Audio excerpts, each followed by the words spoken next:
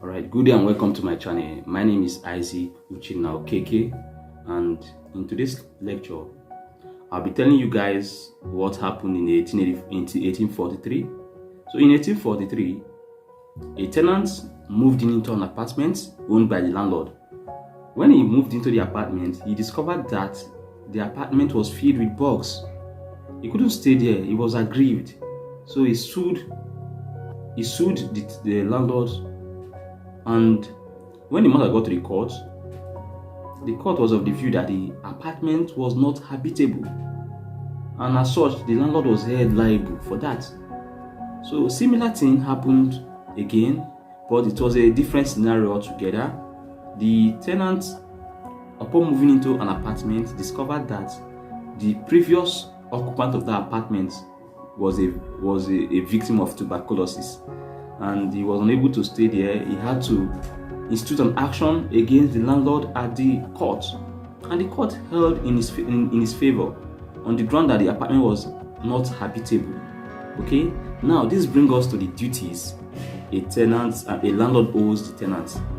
They are basically when talking about these duties a landlord owes the tenant, it's no general rule that enshrine these duties. Okay, sometimes it can be implied from the covenant or the agreement they both entered into. However, by law there are some major duties which by necessary implication a landlord owes tenants, and one of them is the implied duty of peaceful and quiet enjoyment of premises. So what this means is that as an obligation, the landlord owes the tenant an implied duty that the tenant should reasonably and quietly enjoy the environment without interference. Okay, it means that no matter what, nobody should interfere with the possession of that tenant, since there has already been an agreement to that effect. Not even the landlord himself. Okay, not even the landlord himself have the right to interfere with the peaceful enjoyment of the premises by the tenant, unless there's an exception there. Unless the only person that can interfere with that occupation or possession by the tenant is only someone that have a better title. That is, someone that have a better title in that property, whose title is even better than that of the landlord. That is the only person that can, disturb the peaceful and quiet enjoyment of the premises by the tenants. Okay, that's the first the duty, the first obligation. Then the second obligation is simply to make sure that the place is reasonably fit for habitation. So if you notice, the first story the first true life story I said earlier on borders on this.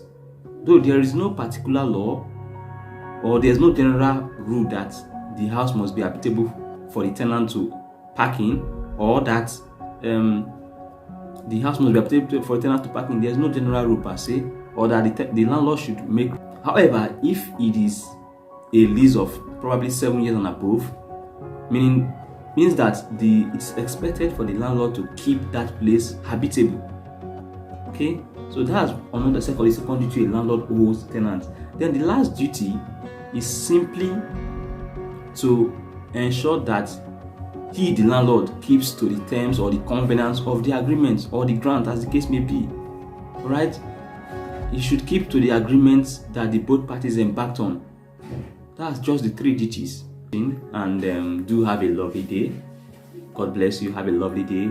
Enjoy the rest of your day. And if you have not subscribed to my channel, kindly hit on the subscription button to keep getting beautiful and impactful knowledge like this.